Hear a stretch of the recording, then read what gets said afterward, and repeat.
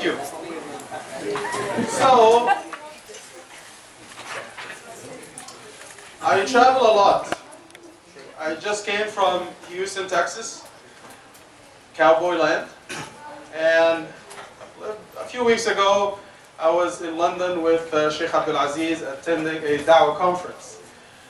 So before we left, we went to one of the streets in London, a very busy street, to do Dawah. And we're doing Dawah in the streets, and people were coming and going, people with suits and ties and so on and so forth, and pants and t-shirts. And so we're doing Dawah, we're talking to people, hoping that they will become Muslim, inshallah, or they will change their perception about Islam, or they will understand the purpose of life. At some point, there was a guy, he's a street clown. A street clown. Clown, So he was coming with his bag and so on and so forth. So one of us decided, and he said, let's go and take a picture with the guy. And I said, can we do Dawah to him? And he said, don't waste your time. He has no time, he's just clowning around. He's not going to listen to us. I said, okay. Then I started to speak to the guy, and I spoke to him for 10 minutes. And I said, brother, his name is Aaron. And I said, Aaron, just imagine one day you opened your eyes and you found yourself on an airplane. You didn't go to Pearson Airport to take the flight. You just woke up and you found yourself on the plane. What are the questions that will come to your mind? And he said, question number one, where did I come from? And number two, who put me here? Like, how did I end up on the plane? And number three, where is this plane heading? These are simple questions. And I said, that's correct, these are good questions. Now, Aaron, you're sitting there on the plane and you're thinking about these questions, your head is about to explode because you have no clue. And they started to serve pizza on the plane, DJ was on, your favorite movie, Ice Age, Shrek, any movie, Frozen, your favorite movie was on, and you started to eat your pizza, watch your favorite movie. Do you think you would be happy while you are watching and eating your pizza if you don't know the answer to these questions? You don't know where the plane is going? Like you are flying and you don't know where you're going, where you came from? And he said, you are right. I'm not going to be happy. I will not enjoy the pizza. I will not enjoy the movie unless I know the answer. And I said, Aaron, now think of the plane as planet Earth. We found ourselves here. If you watch videos from NASA, the Earth basically is like a blue marble floating in the air. Who put you there? Where did you come from? Where are you going? Because before you know it, eventually your plane will land. You will reach your destination and you will basically die at the end of your destination. After 10 minutes, Aaron took Shahada and he became Muslim. Because this story opened his eyes and he understood the meaning of life. Who put him here? Allah subhanahu wa ta'ala, for a reason, to worship Allah and to be a good person, and eventually we will die, we will not stay here. So we thought that this guy would never listen to us, we would be wasting our time, and he ended up being the only person who took Shahada that day and became Muslim. Because he truly understood the meaning of life. Now, before you guys know it, like this brother, do you have a name? What is your name? Tariq, mashallah. This is how they ask for someone's name in Harlem, New York. You got a name, man? You got a name? No. So they assume that you don't have a name. But anyway, how old are you? 15. 15, mashallah. Believe me, Tariq, before you know it, one day, Tariq, you will be 50. I will be 41 in July. Right? And when I look back at my life, these 41 years passed like a week. I don't remember anything. Ask anyone in your family who is in his 60s or 70s, how do you look at your life? They say it passed so fast. There is a narration from Nuh alayhi salam. Do you know how long he lived? 1,000 years. Almost 1,000 years. How many years? How? 150? A little bit more. 950. Do we have candy here? 985. Next time, inshallah. Okay. We'll give you a gift if you know the right answer. How long did he live? 200 years? No, a little bit more. 300 years. 950? 300 years. He lived more 950. 985. Nuh alayhi salam. 973. 969. MashaAllah, that's good. But a little bit more. Khalas, I'll give you the answer. Yes? A little bit more. 1,000. 955. A little bit more. 1,095. 982. 999. Not close. 1,000. Okay, I'll tell you. I will take the prize. He spent 950 years in dawah, doing dawah to the people. But he lived, many of the scholars say he lived 1,500 years, 1,500 years. Did you say that? 1,500? I didn't hear you, but we'll give you a prize next time. Sorry. Inshallah.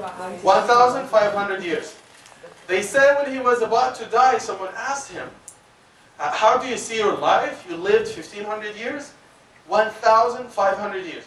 How do you see your life? And he said, it is as if I entered my house through the front door and I exited from the back door. 1,500 years were passed so fast. It was so fast, you know? So why am I telling you these things?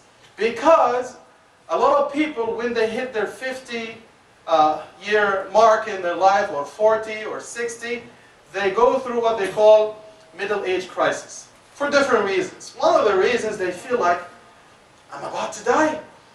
You know, when they see the gray hair, you know, what is going on? I'm not going to live another 40, or I'm not going to live another 50.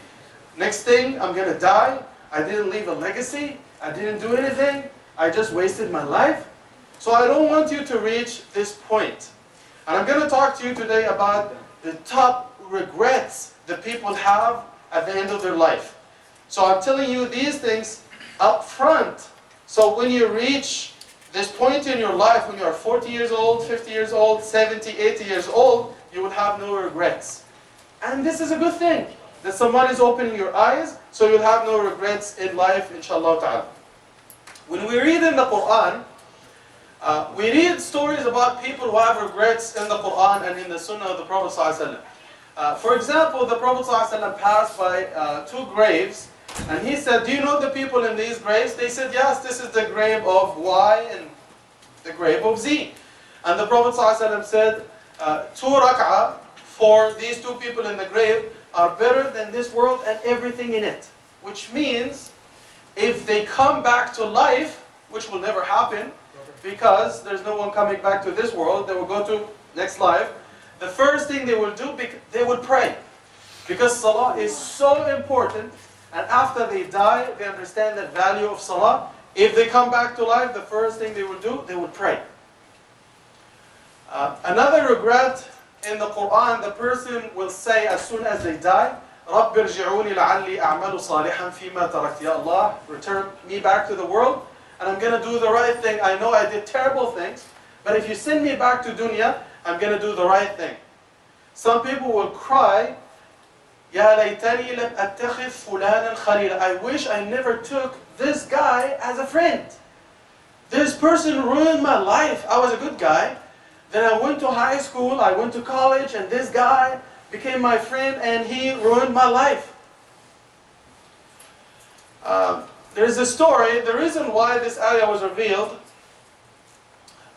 So this man, the Prophet ﷺ spoke to him. The Prophet ﷺ spoke to him. A'sha ibn Qais. A'sha ibn Qais. He told him about Islam, and he said, okay, I'm going to accept Islam. And he said, I'm going to travel to Medina to meet the Prophet ﷺ and accept Islam. On the way, he came across one of his friends. His name is A'sha ibn Qais. and it doesn't say the name of his friend. His friend told him, "You lost your mind, you're going to accept Islam?" He said, "Yes, I love Islam, it sounds good, and the Quran is from Allah, and I believe Muhammad is a prophet." And he said, "No. But Muhammad ﷺ, he says, no dating, no zina." He said, "I'm an old man, I'm not interested anymore in women." He said, "But he says drinking is haram." He said, "You know what, you are right, I can't give up drinking at this point." He said, "I'm going to go back to my people, I'm going to drink for a whole year until I'm, I take my need from drinking, and next year I will come back." They say in this narration he died on the way. He fell off his camel, his head was broken, and he died. So he didn't accept Islam because of his friend. Because of his friend. His friend told him, "Don't do it." He listened to his friend. Another guy, he invited the Prophet ﷺ for a meal. I remember his name, but sometimes I can't remember. Maybe I'll remember the name, inshallah. So he was traveling, he came back to his house, and he was a neighbor to the Prophet ﷺ in Mecca. So he invited the Prophet ﷺ for a meal. And the Prophet ﷺ told him, "I'm not going to eat your food until you become Muslim." He resisted. Eventually he said, "Okay, I'm a Muslim, so you will eat in my house." So after he left, the news reached one of his friends. He came to him and he said, "You accepted Islam, you're not my friend anymore." He said, "What do you want me to do?"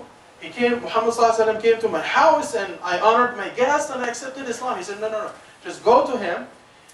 You are not my friend until you go to Muhammad ﷺ and spit on his face." And this is exactly what he did. He went to the Prophet ﷺ, he said, "I'm not Muslim." He spat on his face and he left. Right? So he didn't accept Islam because of his friend. So people will have regrets. Well, there are some regrets that a lot of people will have on Yawm al-Qiyamah.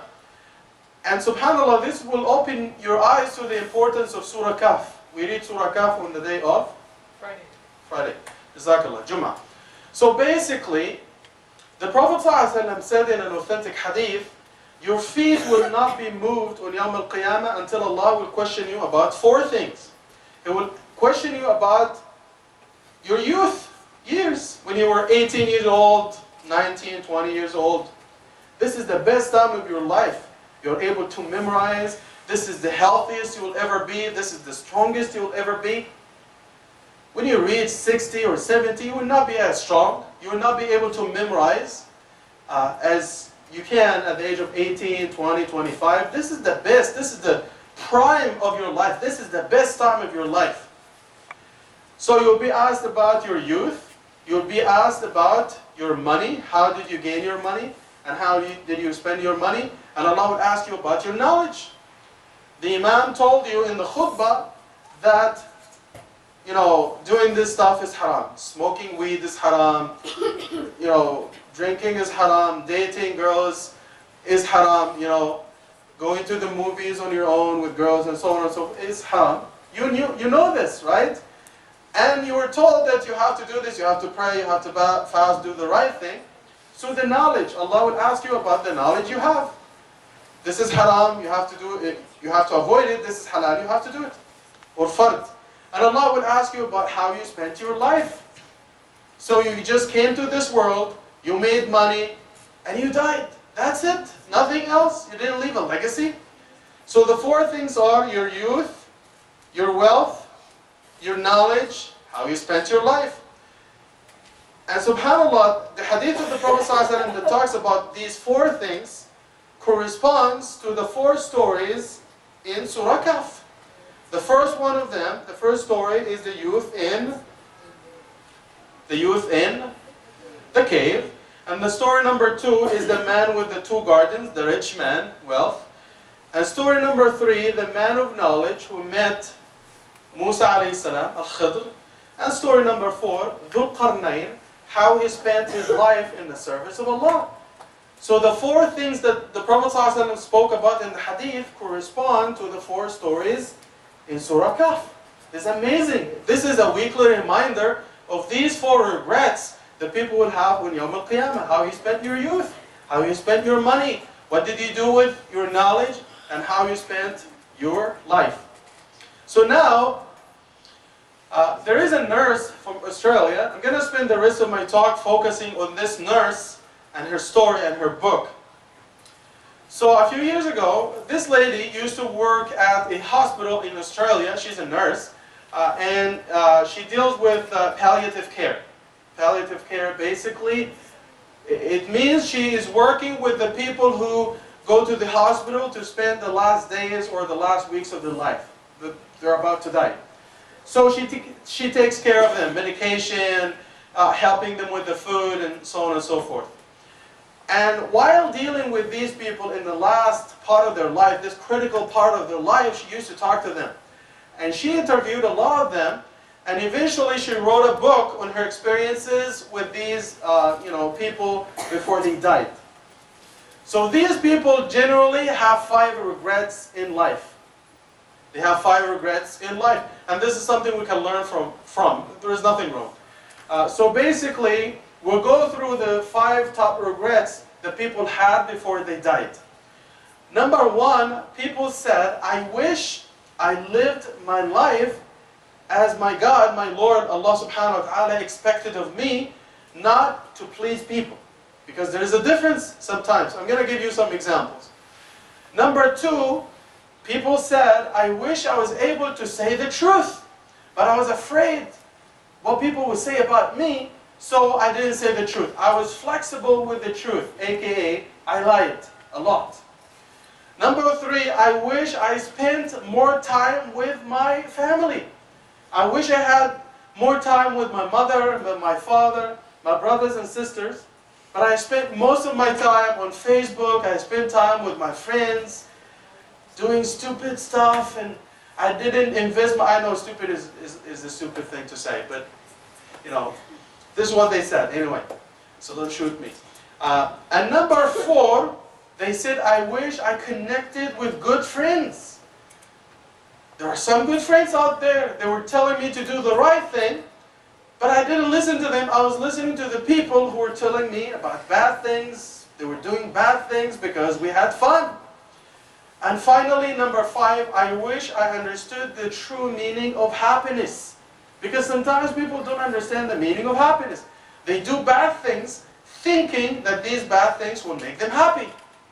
So we'll talk about these things one by one and give some stories. So number 1, they said, I wish I did my life as Allah subhanahu wa ta'ala expected of me, not just to please people. Because oftentimes you will do something, not necessarily you, I'm talking generally, especially the youth, sometimes they will do things to please their friends. They will do things to please their friends. Everyone knows that smoking is terrible and it has terrible effects on your life. It has a terrible impact on your health, right? My father, rahimahullah, was a heavy smoker. And he died because of smoking. Over the years, he developed lung cancer and it killed him, right? So this is not something that everyone, should do. This is a terrible thing. Don't smoke. However, some of your friends, if you go to high school, if you go to college, some of your friends will smoke. And you'll be standing with them right there and they smoke and they offer you a cigarette and they say, smoke, man. You say, I don't smoke. I don't like smoking. They say, you're not a man. What does smoking have to do with you being a man? Nothing, right? But this is how it starts. My father starts to smoke at the age of 12 just because of the same thing. Someone told him, you are not a man unless you smoke. And he started to smoke at the age of 12 and it killed him. Did this make him a man? No, it didn't, right? So, sometimes you will copy your friends and do the bad thing just to become a man. To be a man enough, And I'm not sure if we spoke about the boiling frog before, but this is a good example. How it works, if they offer you to do something bad, because Damir, your conscience, is still alive, you say no. So if they offer you, for example, weed or joints, do you know that stuff? Okay, mashallah, takbir.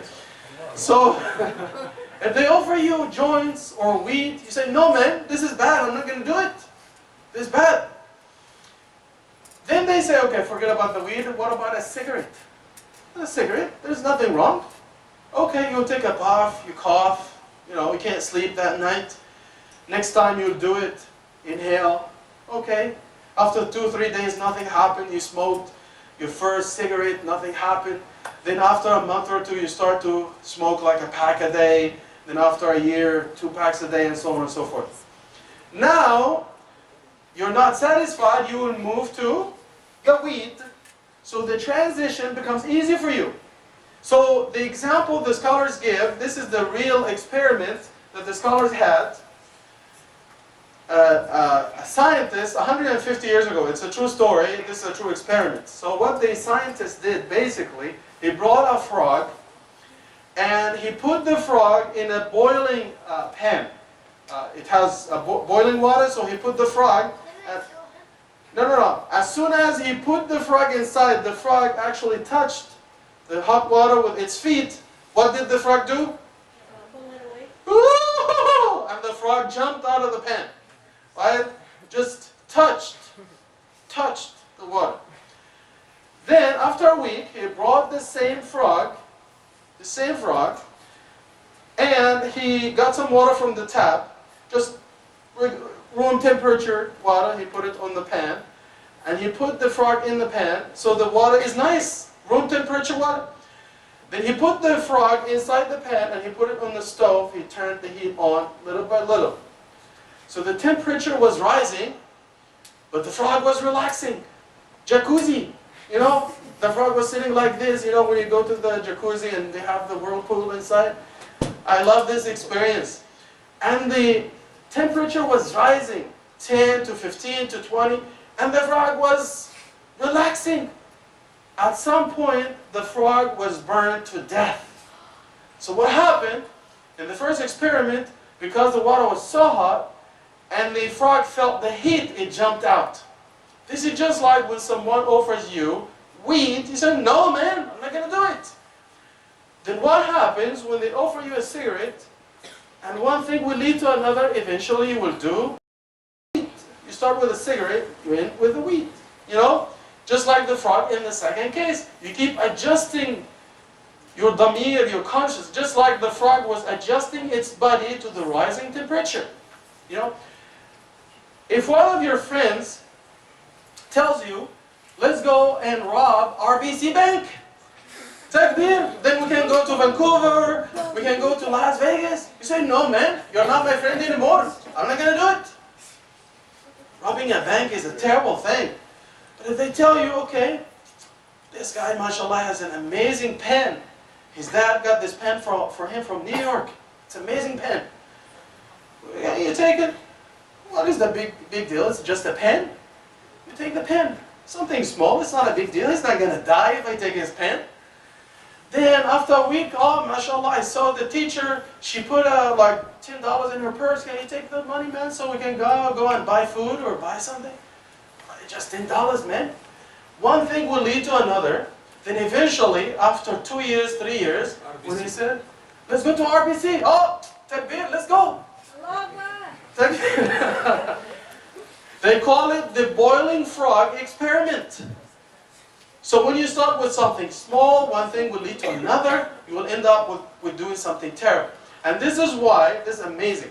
When Allah subhanahu wa ta'ala speaks about haram things in the Quran, He doesn't say, don't do the haram. He says, don't come close to the haram. So Allah subhanahu wa ta'ala doesn't say, وَلَا تَقْرَبُوا الزِّنَا. He doesn't say, don't commit adultery, fornication. He says, don't come close. Because if you come close, you will do it. The boiling frog experiment. And he said, وَلَا تَقْرَبُوا الْفَوَاحِشِ. Don't come close to indecencies, bad things. وَلَا تَقْرَبُوا مَالَ الْيَتِيمِ. Don't come close to the money of the orphan. Now, in the story of Adam alayhi salam, Allah didn't tell Adam alayhi salam, don't eat from the tree. He says, وَلَا تَقْرَبَ هَذِهِ الشَّجَرَةَ. Don't come close to the tree.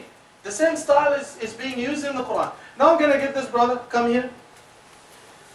So the scholars are not in agreement. Can you stand right here? They're not in agreement to what type of tree it was. It could be an apple, it could be a peach, it could be a banana. We don't know. Given the fact that he's dressed up in orange, so let's assume that it was an apple. That's nothing to It's do. an orange. Okay. So Adam alayhi salam was told, don't come close to the tree. Yeah, he was told, don't come close to the tree. So what Adam alayhi salam supposedly did, do you think he ate from the tree? We know he ate from the tree, right? Do you think he ate from the tree from day one? No. You know, he kept the distance. He was walking far away from the tree. Nothing happened. Next day he came closer. Nothing happened. You know, third day he touched the tree. Nothing happened. MashaAllah, he came and he shook the tree. Nothing happened. And day 7, he ate from the tree. And Allah told him, don't come close to the tree. وَلَا تَقْرَبَ هَذِهِ الشَّجَرَةَ. Right? So one thing will lead to another, and you will do the bad thing. So always think of the boiling frog experiment. Does it make sense? It's a very good thing. It's a good thing. Jazakallah. Barakallah. Yes, brother? Isn't heaven like infinitely big? Why would he stay near one tree? This is the thing. And subhanAllah, one brother once asked, you see what Adam alayhi salam did to us? Allah told him, there are millions or billions of trees, you can eat from any tree, except one. So, okay, makes sense. And I said, this was a test to Adam alayhi salam, and it's a test for all of us. And I said, brother, what do you do? What do you do for a living? He said, I have a convenience store. And I said, do you sell beer? He said, yeah. I said, man, do you sell pork? Yeah. I said, subhanAllah, you are doing the exact same thing. Allah told us, you can eat, you can sell any type of food, you can sell fruits, vegetables, salmon, tuna, cookies, anything, except for one thing, and you are selling the only thing you're not supposed to sell. And Allah told us you can drink, you can sell any drink, beverage, juice, water, soda, anything, except for one thing, alcohol. And this is the only thing you chose to sell in your store. You're doing the same thing. You're doing the exact same thing. Why should you blame Adam alayhi salam? You were told you can do anything except for one thing, and you chose the only thing that you were not supposed to do. So don't you ever talk about Adam alayhi salam, because you're doing the same thing. Adam alayhi salam did it once, you're doing it every single day. How dare you? Get out. I was in the store, but anyway. So, doing things to please people and displeasing Allah subhanahu wa ta'ala is not the right thing. You should always do what is pleasing to Allah subhanahu wa ta'ala. Even if the people are not happy with you, sometimes if you say the truth and you do the right thing, some people will not be happy with you. Like say for example, your brother did something wrong. You saw your brother stealing something from someone else, doing something terrible. So the police came and they asked you who did it, and you said, my brother. Of course, your brother will hate you to death. He did the bad thing, now he is blaming you for it. Right? Because you did the right thing and he's not happy. You shouldn't have stolen in the first place. And Allah subhanahu wa ta'ala says, stand up for the truth, even if it's against you or your family. Just say the right thing. You know? So we spoke about doing what is pleasing to Allah subhanahu wa ta'ala and saying the truth. So don't worry too much about the people, because during my 41 years on this planet, you will try to please people and they will never be pleased. You cannot please everyone. The only one you can please is Allah subhanahu wa ta'ala. People will not be happy with you. Some people will, but some people will not, right? So people will walk all over you. You will try to displease them, please them, and displease Allah subhanahu wa ta'ala. So people will walk all over you, and they will always complain that you're not straight enough for them to walk on. Someone will complain. And I'm sure I'm not going to dwell on the story of Juha, if you know the story. He was walking with his son one day. I'm sure you heard this story before. He was walking with his son, yes. And Juha was on the back of the donkey, and his son was walking, and they passed by a group of people, and they said, "Oh, look at this man, merciless man, ruthless. He has no mercy in his heart. He's on the back of the donkey, and his son is walking. What's your problem? Why are you doing that? Does anyone speak what we're doing here?" Takbir, mashallah. So he got off the donkey, he put his son on the back of the donkey, and they passed by a different group, and they said, "Look at this kid, no adab. He's on the back of the donkey, his dad is walking. He's an old man. This is not good." So the father got on the back of the donkey with his son. They passed by a group of animal rights advocates. They said, "Look at these merciless people, both of them. They're that big. They're on the back of that skinny donkey. There's no mercy." So he said to his son, "Get off this donkey." They got off the donkey, and they carried the donkey. They passed by. So some people said, "Look at these majnoon people, crazy people. Why did Allah create donkeys? To get on top of them, not to carry them." So he said to his son, "You cannot please all people. If someone is happy with you, other people will not be happy with you. So stop trying to please people and only please Allah subhanahu wa ta'ala." So this is the number one. Number two, pleasing Allah and saying the truth. Number three, they said, "I wish I chose the right friends." And number four, "I wish I spent more time with my family." I wish I chose the right friends. Because if you tell me who your friend is, I will tell you who you are. Because, quite frankly, you guys are more likely to be impacted, influenced by your friends than by your parents and your imam and your teachers. Because you spend a lot of time with your friends, your peers, people your age, and you learn from each other. So you can easily pick up some of their qualities. If they're good, you'll be like them. If they do terrible things, eventually you will copy them, right? Sometimes your parents will tell you that this person, for example, is not a good guy. He will get you in trouble. Don't hang out with him, and you don't listen. Why? Because once you are 12 years old, 13 years old, 14 years old, you think, "Oh, I'm a man." Because, mashallah, you're getting tall, and now you have the same height like your parents, and you start to raise your voice, "I'm a man. I'm a man." Yeah, let me finish this point and we'll take the question. So you don't listen to them. And I keep telling the brothers and sisters, the leaf is not equal to the tree. Your parents are the tree, you are the leaf. One day you will have, family, you'll have your own kids. The leaf is not equal to the tree. So don't, talk to them as their equal. They are your senior. You take guidance from them. You take nasiha from them. As long as, of course, they're asking you to do the right thing. But if your parents, for example, tell you don't go to the masjid, don't pray, and this is a totally different thing. So this brother came to the masjid a few months ago, and he said his son, this is a sad story, his son is 17 years old.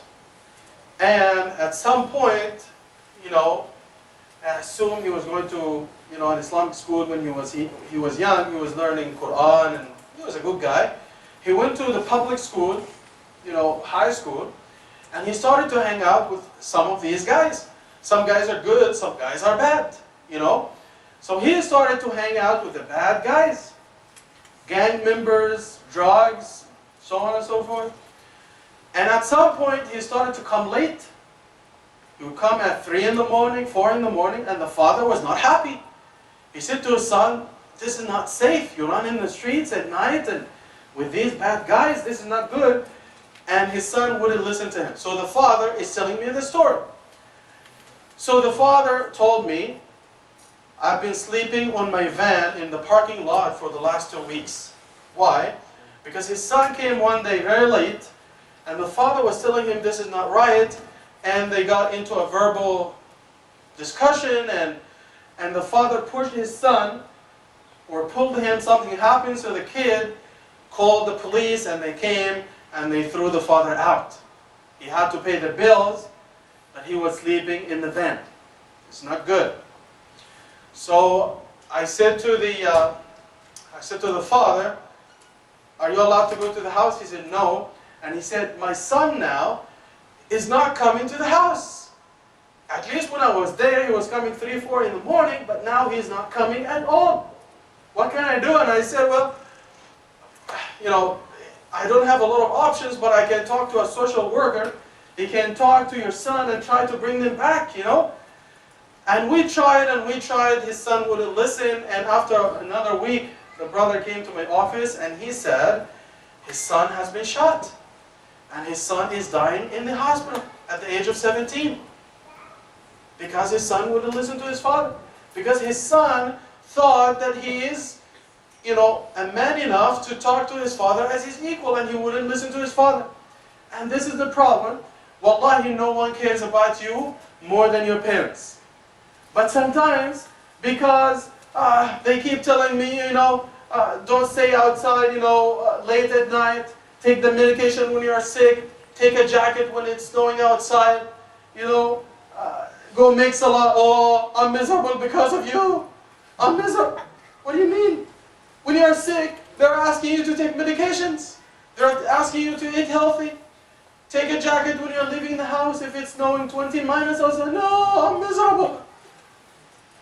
You look, come on, man. Wallahi, this is how some of us feel. No one cares about you more than your parents. They love you. They care about you. No one loves you more than your parents. Wallahi, not the imam, not the teacher, not your friends. Your parents, they love you. Wallahi, they will do anything to make you happy.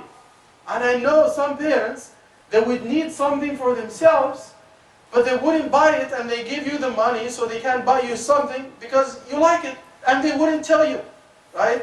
And they care about you. I'm not going to talk about the sleepless nights, and I'm not going to talk about the worries they have, and how much care they give you to make you a good person, inshallah. I'm going to talk about the parents in detail one day. Another brother, I'm not sure if I told you his story. He was young, about 18 years old, 16, 18 years old, in that range. And the story happened in Edmonton.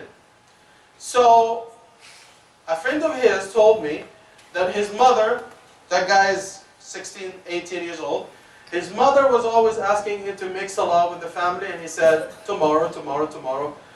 Go to the masjid and pray with Imam Mustafa next week, next week, next week. So eventually this guy came to the masjid for salah, not to offer salah, but for people to offer janazah for him. He died in an accident. This is a true story. And his friend told me, the guy was 17, 18 years old, and he never prayed in his life. Yeah, I'm young. I said, I'm going to live another 60 years. Next thing, he died in an accident, So don't put yourself in that position, Listen to your parents, as long as, of course, they are telling you to do something good. There is nothing wrong if you listen to your parents. So, doing the right thing to please Allah subhanahu wa ta'ala, and don't worry too much about the people, speaking the truth, and choosing the right friends. Choosing the right friends, because they will show you the way. Now I'm going to conclude with something, so we'll continue next time because it's a long discussion, with something Imam Ibn al-Qayyim rahimahullah said. In his book Al-Fawaid, he classified the people you see every day into 4 groups. Your friends, basically. He said some friends, they are like al-ghidha. They are like nutrition for you. They are like the food you eat. They are like the water you drink. They are like the air you breathe. And these are the good friends, the people around you who show you the right way. People your age, people older than you, like your teachers, like your imam, like the khatib at Jum'ah, because they teach you things that will benefit you in dunya and akhirah. And he said, love these people, spend as much time as you can with them, and learn from them because they care about you. They don't need your money. They don't need to borrow your car. They're just telling you, they are showing you the right way because they care about you. And as I said, the people who show you the right way, and you make sure you are doing the right thing. So when you listen to speakers and khatibs, and some of you go on YouTube and follow certain speakers and stuff, make sure they teach you the right thing, because not everyone is a scholar, right? In Urdu, if you're still here, we have a saying, Nim Hakim Khatra Jan, Nim Mullah Khatra Iman. Can you translate? Or should I do the translation? Khatra Jan, Nim Mullah Khatra Iman. Okay, I'll translate. Half a doctor is dangerous to your health, and half a scholar is dangerous to your iman. Right? So look for the right people to teach you. The second type of friends that Imam Ibn al-Qayyim talks about, they are like medicine. Do you take medicine every day or whenever you need? Whenever you need. So you don't take antibiotics or painkillers every single day. No one does this, only when you need. And he said, these are the people like you study with, the people you do business with, only when you need to study and you need to work. But you don't spend your entire life 24/7 working and studying. No, you have time for yourself and time for your family. I'll 2 more minutes. Number 3, he said there are certain people who are like sickness. If you come close to them, you become sick. If you stay away from them, you're okay. And he said, these are the people that waste your life. They are not asking you to do anything haram. They don't say, oh, let's go rob a bank, let's go and do something wrong. No, they're just wasting your life. Every day after school for 5 hours, you're playing video games. You're not doing anything haram. You're playing FIFA, you're playing, all that stuff, Candy Crush, all that crazy stuff. What? Yeah, exactly. Minecraft. You're playing games. Guys, You're just playing games with them. You're not doing anything haram, but they're wasting your life. 5-6 hours a day, just playing games. You're wasting your life. If you spend 1 hour a day doing something like video games, this means 365 hours a year just playing video games, and so on and so forth. I'm just giving you an example. 3,500 hours in 10 years.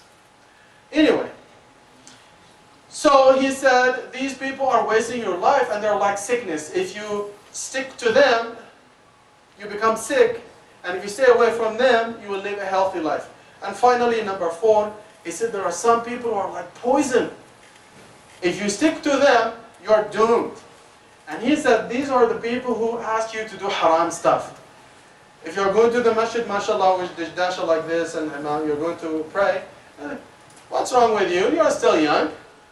You don't have to go to the masjid today, next year, or before you die, inshallah, 5 minutes before you die, when you're 80 years old, go to Makkah for Hajj, and mashallah, go to the masjid for Jummah, And if you want to do something bad, just takbir, let's go. They always encourage you to do the bad, and they keep you away from doing the good, right? So we ask Allah subhanahu wa ta'ala to give us good friends. There are still 2 more points, and we'll cover them next time, inshallah. And we ask Allah subhanahu wa ta'ala to give us the best in this life, and the best in the life to come, and give us sincerity in everything we say, and do ya Rabbal Alameen. Yes, brother?